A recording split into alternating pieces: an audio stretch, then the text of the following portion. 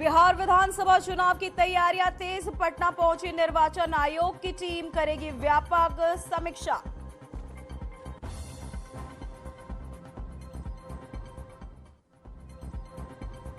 आतंकी साजिश से जुड़े मामलों में एनआईए का एक्शन। यूपी, पंजाब और हरियाणा में एनआईए ने मारा छापा। 18 जगहों पर मारी छापेमारी।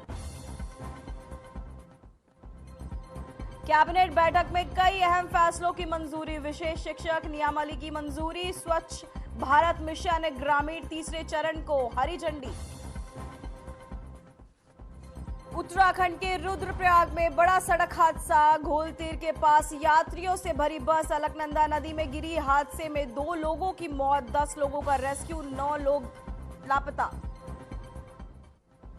रुद्रप्रयाग में हुए भीषण सड़क हादसे पर सीएम धामी ने जताया दुख। सीएम ने दिए हादसे के बाद राहत और बचाव कार्य तेज करने के निर्देश। धामी ने ट्वीट कर दी जानकारी।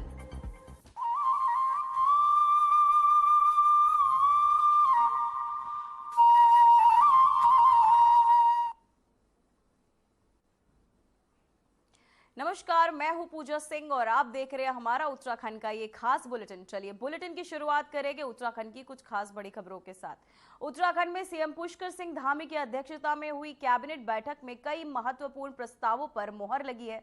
बैठक में उत्तराखंड विशेष शिक्षा शिक्षक सेवा नियमावली 2025 को मंजूरी दी गई है। इससे विशेष शिक्षकों की भर्ती और सेवा शर्तों को लेकर स्पष्ट दिशा तय हो सकेगी। इसके अलावा स्वच्छ भारत मिशन तृतीय चरण को लागू करने की जिम्मेदारी पंचायती राज विभाग को सौंपी गई है। तो वहीं कैबिनेट ने उत्तराखंड विधानसभा के वर्ष 2025 के वर्षाकालीन द्वितीय सत्र को आहूत किए जाने को भी मंजूरी दे दी है। सत्र की तिथि और स्थान तय करने के अधिकार मुख्यमंत्री को सौंपे गए हैं। वहीं एकल सदस्य समिति आयोग की तीसरी रिपोर्ट पर गठित मंत्रिमंडलीय उप समिति के सुझावों को भी मंत्रिमंडल के समक्ष प्रस्तुत किया जाएगा।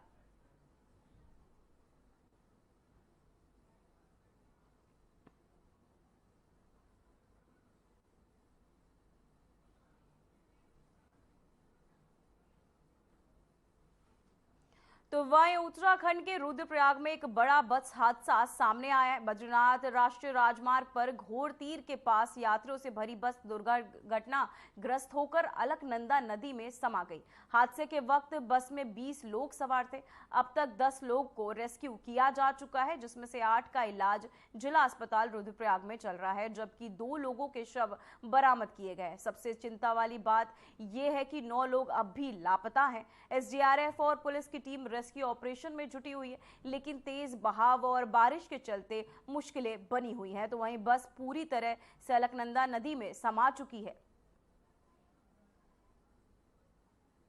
हमें 8:30 बजे करीब सूचना मिली कि एक बस यहाँ अलकनंदा रिवर में गिर गई है। हमारी एक प्लाटून की नफरी और जो हमारे पास एनडीआरएफ की टीम है, हम तुरंत यहाँ घटनास्थल पे पहुँचे और अभी तक हमारे द्वारा 2 डेड बॉडीज़ निकाली जा चुकी हैं और 8 को रेस्क्यू किया गया है और टोटल 9 मिसिंग है।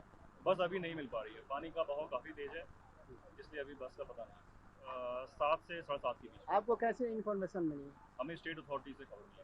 अच्छा, तो कितने लोगों की टीम थी आपकी? हमारी एक प्लाटून की नफरी थी और हमारे साथ एनडीआरएफ की टीम थी। इसमें सुबह लगभग 7:30 के बाद 7:45 के आसपास से घटना हुई। इसमें एक 31 सीटर बस हरिद्वार से थी जो नदी में गिरने की सूचना आई।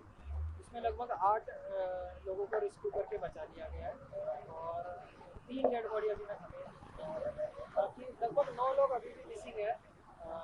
इसमें 18 यात्री और 2 ड्राइवर और गाइड होने की आशंका है और ये भी चीज़ें अभी कंफर्म हो रही है।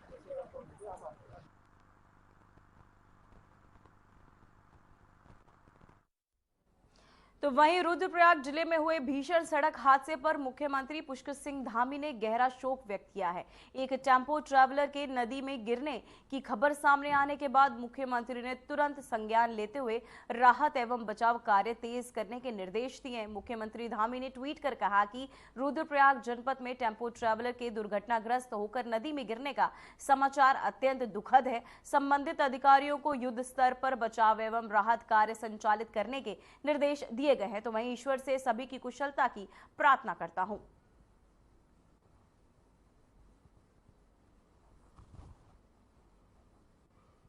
तो वही आपको बताते चले, सीएम पुष्कर सिंह धामी ने ट्वीट कर अपनी संवेदनाएं जताई, दुख जताया। साथ ही आपको बताते चले कि टेम्पो ट्रैवलर के दुर्घटनाग्रस्त होने के चलते ये उन्होंने ट्वीट कर अपनी संवेदनाएं व्यक्त की परिवारजनों के प्रति।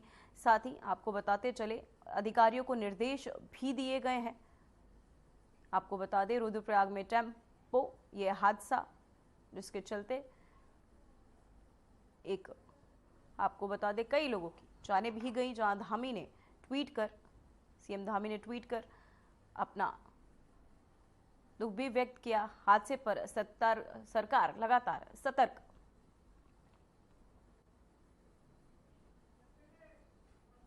तो वहीं मुख्यमंत्री पुष्कर सिंह धामी के नेतृत्व में उत्तराखंड सरकार की होम स्टे योजना प्रदेश के दूर दराज क्षेत्रों में रोजगार का सशक्त माध्यम बनकर उभर रही है। खासकर पर्यटन क्षेत्रों में स्थानीय लोगों को इससे आत्मनिर्भरता की राह मिली है। राज्य सरकार की इस योजना का उद्देश्य न सिर्फ पर्यटन को बढ़ावा देना है, बल्कि ग्रामीण अर्थव्यवस्था को मजबूत करना और पलायन को रोकना है।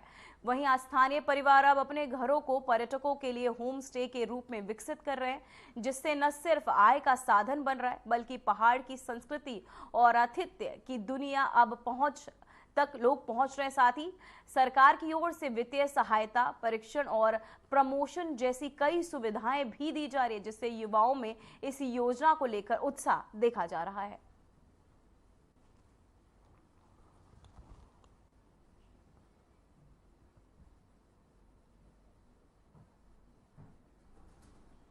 तो मैं आपको बताते चले, इस होम स्टे की योजना से युवाओं के लिए अब रोजगार के रास्ते भी खुल चुके हैं, जिसे आपको बता दें होम स्टे योजना से ग्रामीणों को एक बड़ी राहत मिली है, जिसके चलते अब युवाओं को भी रोजगार के अवसर मिल रहे हैं।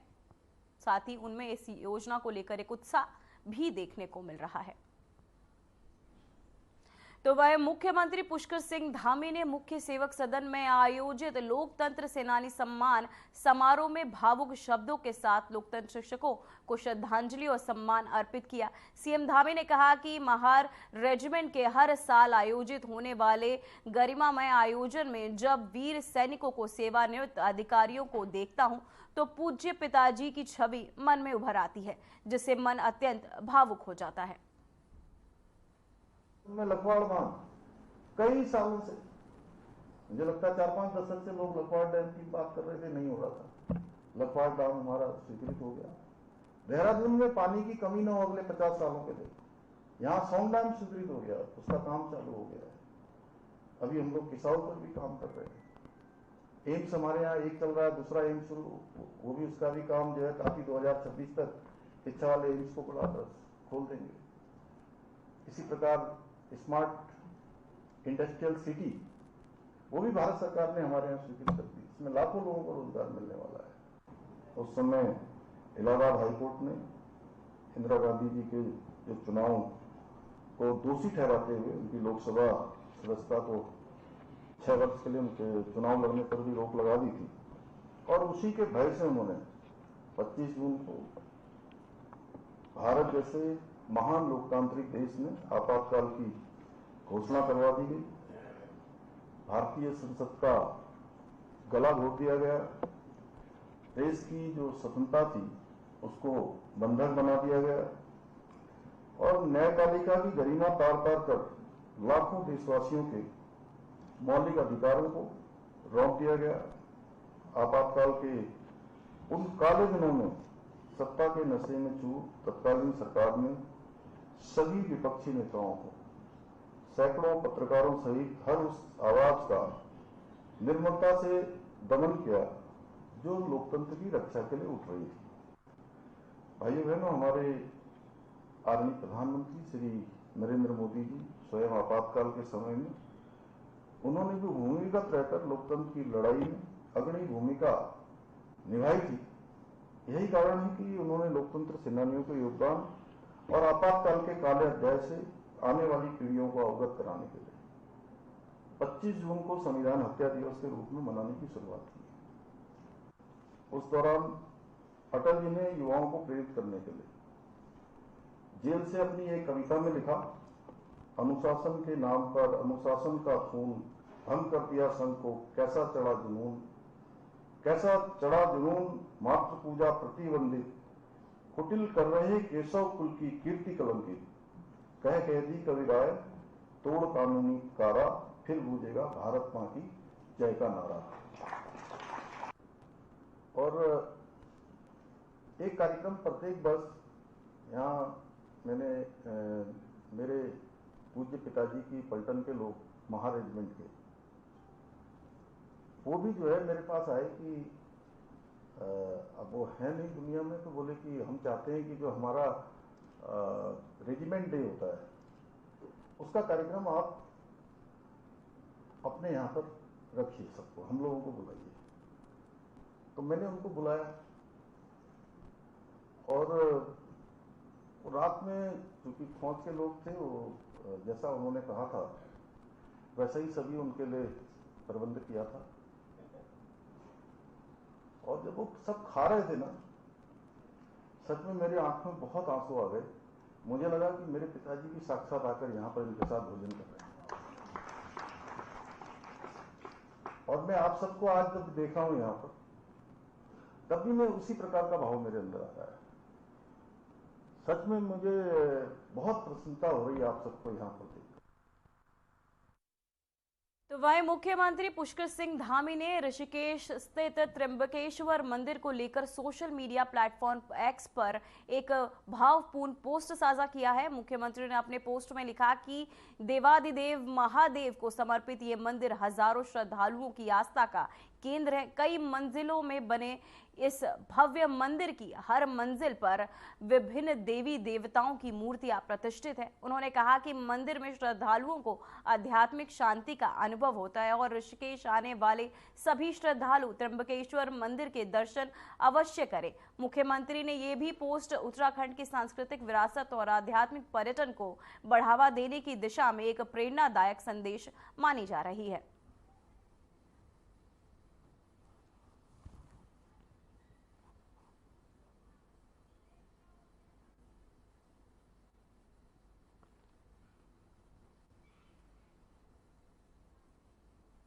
तो वहीं नैनीताल दौरे पर पहुंचे देश के उपराष्ट्रपति जगदीप धनखड़ की तबीयत अचानक बिगड़ गई। कुमाऊं विश्वविद्यालय के कार्यक्रम के दौरान उन्हें चक्कर आने लगे और ब्लड प्रेशर भी लो हो गया, जिसके बाद उन्हें तुरंत चिकित्सकीय देखरेख में लिया गया और उपराष्ट्रपति फिलहाल स्थिर है और डॉक्टरों की निगरानी में है। उत्तराखंड के स्वास्थ्य मंत्री धन सिंह रावत ने बताया कि प्राथमिक उपचार के बाद उनकी तबीयत अब सामान्य है।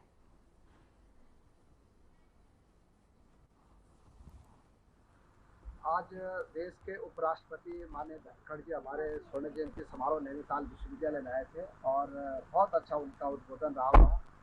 बीच में उनका स्वास्थ्य थोड़ा सी गड़बड़ हो गया था, लेकिन वो बिल्कुल स्वस्थ है। मैं भी उनको देखने गया था, सारे स्वास्थ्य विभाग की टीम वहाँ गई थी और किसी को कोई घबराने की जरूरत नहीं है। वो अब बिल्कुल स्वस्थ है और मुझे लगता है कि जो उनके कार्यक्रम है वो सब यथावत रहेगा। बने एक साथ रहे, बहुत अच्छे संबंध। सुप्रीम कोर्ट में भी जाते थे, मैं भी सुप्रीम कोर्ट में, तो सुप्रीम कोर्ट के बहुत बड़े लॉयर रहे, तो वहाँ भी बहुत बार साथ थे। तो इसलिए यहाँ आए हैं तो पूरा दौर अच्छा रहा हम लोगों का। और उनको थोड़ा ये था कि हल्का मेरे से संपत्ति रखते थे, उनको ये लगता था कि ये पीछे छूट गया। ये बेसिक थीम है इसकी। तो ऐसे नहीं हुए, तो हमारे अच्छे मित्रों में से स्वास्थ्य ठीक है, कोई ऐसा। तो वहीं देहरादून स्थित भारतीय वन्य जीव संस्थान में आज केंद्रीय पर्यावरण एवं वन एवं जलवायु परिवर्तन मंत्री भूपेंद्र यादव ने भारतीय संरक्षण सम्मेलन का उद्घाटन। ये 3 दिवसीय सम्मेलन 27 जून तक चलेगा, आपको बता दें, जिसमें देश भर के छात्र, वैज्ञानिक, वन्य अधिकारी और संरक्षण पेशेवर हिस्सा ले रहे हैं। सम्मेलन की शुरुआत आयोजन सचिव डॉक्टर बिलाल हबीब के स्वागत भाषण के साथ हुई। पहले सत्र में IISER त्रिवेंद्र की प्रोफेसर डॉक्टर हेमा सोमनाथन ने आपको बताते चले मधुमक्खियों की परिस्थितियों पर आपको बताते चले पर व्यापक व्याख्यान दिया। साथ ही केंद्रीय मंत्री भूपेंद्र यादव ने कहा कि भारत आज जैव विविधता संरक्षण में दुनिया का नेतृत्व कर रहा है। मिष्टी अमृत धरोहर का ग्रीन क्रेडिट प्रोग्राम जैसी योजनाएं भारत के प्रकृति आधारित विकास मॉडल को दर्शाती है। उन्होंने ये भी बताया कि 2014 में भारत में 47 टाइगर रिजर्व थे, जबकि अब ये संख्या बढ़कर 48 हो चुकी है। साथ ही सरकार डॉल्फिन, हाथी, स्लोथ, भालू और आपको बताते चले आर्द्र भूमि के संरक्षण पर भी काम कर रही है। मंत्री ने मानव वन्य जीव संरक्षण, खासकर बाघ अभयारण्य के बाहर बाघ की समस्या पर चिंता जताई और समाधान के लिए सरकारी प्रयासों की जानकारी दी। वहीं कार्यक्रम में वन महानिदेशक सुशील कुमार अवस्थी और WII निर्देशक वीरेंद्र तिवारी ने भी संबोधन किया और आइकॉन को आपको बताते चले भारत की संरक्षण नीति का अहम मंच बताया। संस्थान की डीन डॉक्टर रुचि बडोला की इसमें विशेष भूमिका जो है वो रही है।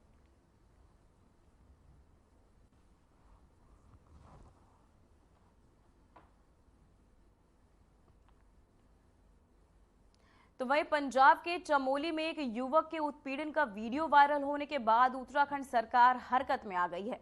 मुख्यमंत्री पुष्कर सिंह धामी ने मामले का संज्ञान लेते हुए चमोली के जिलाधिकारी को तत्काल राजेश के परिवार से संपर्क कर हर संभव मदद करने के निर्देश दिए। चमोली जिले के कौब गांव निवासी राजेश ने पंजाब में एक तबेली में लंबे समय से काम करने वाले और मालिक के तहत उत्पीड़न की बात कही थी। साथ ही सोशल मीडिया पर वायरल हुए इस वीडियो में वो अपने घर का पता भी बता रहा है। मुख्यमंत्री के निर्देश पर डीएम चमोली संदीप तिवारी ने पंजाब से तरन तारण जिले के डीएम से संपर्क साधा और युवक को राहत पहुंचाने की बात की। साथ ही नवाज शहर में रहने वाले राजेश की बहन से भी संपर्क कर उन्हें आश्वस्त किया गया कि तरन तारण थाने में तबेला संचालक के खिलाफ FIR दर्ज कर ली गई है और स्थानीय प्रशासन के तहत कार्यवाही की जा रही है। सोशल मीडिया में एक वीडियो प्रसारित हो रहा है जिसमें नारायण बगड़ चमोली के एक युवक का उल्लेख हो रहा है, राजेश कुमार का, जो कि पंजाब के तरन तारण जिले में है और जिसमें अवगत कराया जा रहा है कि राजेश को बंधुआ मजदूर के तौर पे रखा गया है। तो आज माननीय मुख्यमंत्री जी ने उस वीडियो का संज्ञान लेके मुझे दूरभाष पर निर्देश दिए थे। उसके पश्चात उनके परिवार वालों से संपर्क किया गया, जो कि अभी पंजाब में ही हैं, और जिला प्रशासन तरन तारण से वार्ता हुई। राजेश को सकुशल थाने में लाया गया है और जो कल्प्रिट हैं उनके अगेंस्ट प्राथमिकी दर्ज की जा रही है और जल्द ही वो अपने परिजनों के साथ चमोली जिले में सकुशल वापस लाया जाएगा। तो वहीं देहरादून नगर निगम शहर में जल भराव की समस्या से निपटने के लिए बड़े पैमाने पर नदियों और नालों की सफाई से जुटा हुआ है। वहीं आपको बता दें, मेयर सौरभ थपियाल ने बताया कि फिलहाल 9 स्थानों पर सफाई का काम युद्ध स्तर पर चल रहा है, जिसमें प्रमुख नाले और नदियां शामिल है। अब तक 3 से 4 फुट तक जमा मलबा कीचड़ निकाला जा चुका है और करीब 25,000 मीट्रिक टन कूड़ा हटाया गया है। मेयर का दावा है कि इससे पहले इतने बड़े स्तर पर सफाई अभियान शायद ही कभी चलाया गया हो। उन्होंने कहा कि बरसात से पहले ये काम पूरा कर शहर को जलभराव से राहत दिलाने की कोशिश की जा रही है।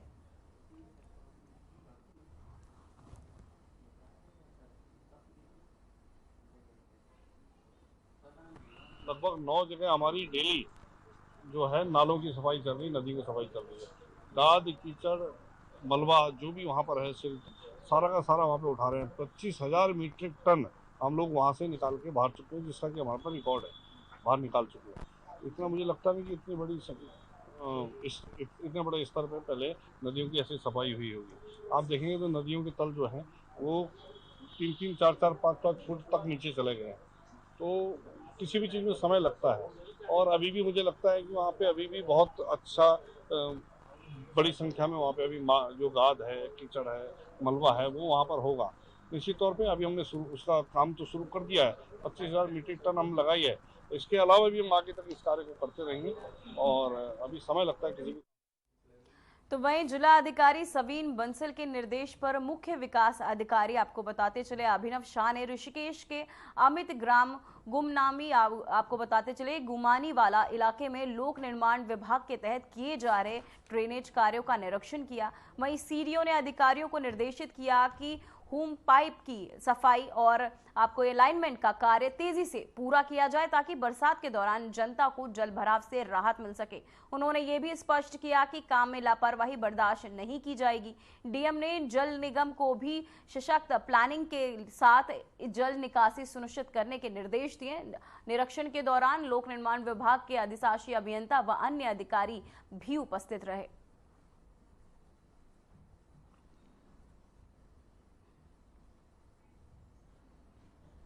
तो वहीं उत्तराखंड के विकासनगर में देर रात एक भीषण सड़क हादसा हुआ। कालसी चक्राता मोटर मार्ग पर जजरेट के पास एक कार अनियंत्रित होकर गहरी खाई में गिर गई। हादसे में कार सवार 3 लोगों की मौके पर ही मौत हो गई, जबकि एक व्यक्ति गंभीर रूप से घायल हो गया। तो वहीं सूचना मिलते ही एसडीआरएफ की टीम मौके पर पहुंची और तुरंत रेस्क्यू शुरू किया गया। घायलों को खाई से निकालकर अस्पताल पहुंचाया गया, जहां उसकी हालत गंभीर बनी हुई है। मृतकों की पहचान की प्रक्रिया अभी भी जारी है। तो वहीं विकासनगर जाने वाले और चक्राता की ओर जाने वाली दोनों और वाहनों की कतारें लगी रही। 1 घंटे की कड़ी मशक्कत के बाद लोक निर्माण विभाग की जेसीबी द्वारा मार्ग से मलबा हटाया गया। साथ ही मोटर मार्ग यातायात के लिए सुचारू किया गया।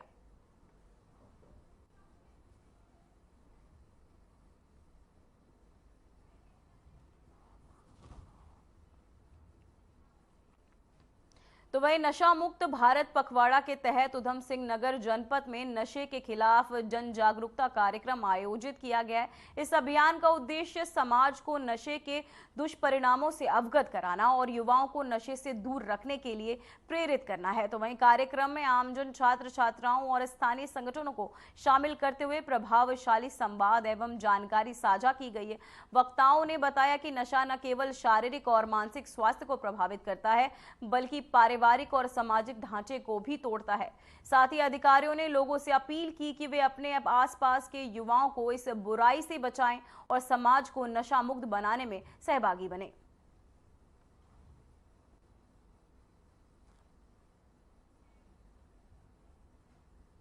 तो वहीं उत्तराखंड में मानसून दस्तक दे चुका है और राज्य के अधिकांश क्षेत्रों में तेज बारिश का दौर जारी है। खासकर पहाड़ी और ऊंचाई वाले इलाकों में लगातार बारिश हो रही है। मौसम विभाग ने निर्देश पर विक्रम सिंह के मुताबिक नैनीताल, देहरादून सहित कई जिलों में भारी बारिश दर्ज की जा रही है। आज से पूरे राज्य में भारी बारिश का अलर्ट भी जारी किया गया है। वहीं 26 और 27 जून को भी कई इलाकों में भारी बारिश से बहुत भारी बारिश होने की संभावना है। मौसम विभाग ने चारधाम यात्रा पर आने वाले श्रद्धालुओं से अपील की है कि वे यात्रा से पहले मौसम की स्थिति जरूर जांच ले। प्रशासन ने भी लोगों को सतर्क रहने की सलाह दी है।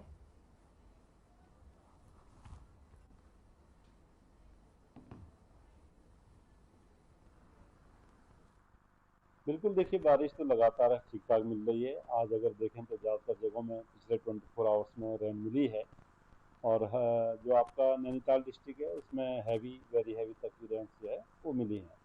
इसी तरह जो है जो आपका बागेश्वर डिस्ट्रिक्ट है उसमें भी करीब हैवी रेंज हैं।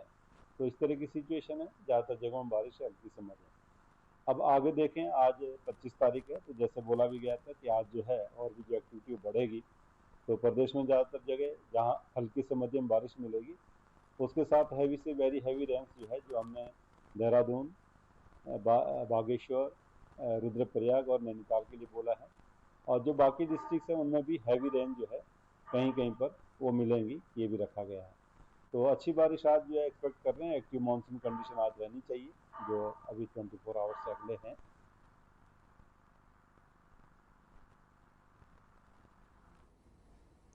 तो वहीं उत्तराखंड में कांवड़ मेला 2025 की तैयारियों को लेकर पुलिस विभाग पूरी तरह अलर्ट मोड पर आ चुका है। डीजीपी दीपम सेठ ने मेले को शांतिपूर्ण, सुरक्षित और व्यवस्थित ढंग से संपन्न कराने के लिए प्रदेश भर में पुलिस अधिकारियों के साथ उच्च स्तरीय बैठक की है। बैठक में सुरक्षा, ट्रैफिक प्रबंधन, तकनीकी निगरानी, जन सहयोग और अंतर्राज्यीय समन्वय को लेकर सख्त दिशा निर्देश जारी किए गए। वहीं डीजीपी ने साफ कहा कि मेले के दौरान किसी भी तरह की चूक या ढिलाई बर्दाश्त नहीं की जाएगी। पुलिस और प्रशासन मिलकर ये सुनिश्चित करेंगे कि श्रद्धालुओं को पूरी सुविधा, सुरक्षा और सहजता मिले। वहीं कांवड़ मेला हर वर्ष लाखों श्रद्धालुओं को उत्तराखंड की ओर आकर्षित करता है और ऐसे में हर छोटे बड़े पहलू पर ध्यान देना अनिवार्य है।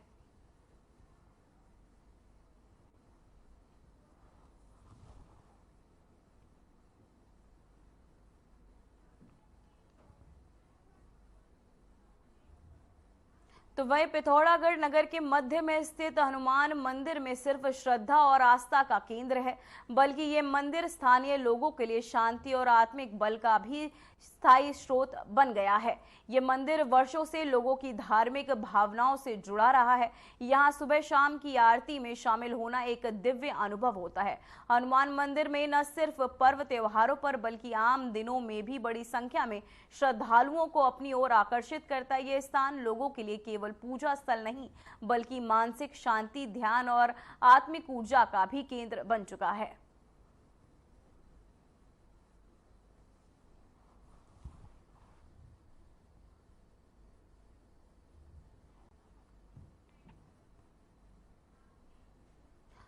फिलहाल खबरों में बस इतना ही। देश और दुनिया की तमाम खबरें देखने के लिए बने रहिए हमारे साथ। नमस्कार।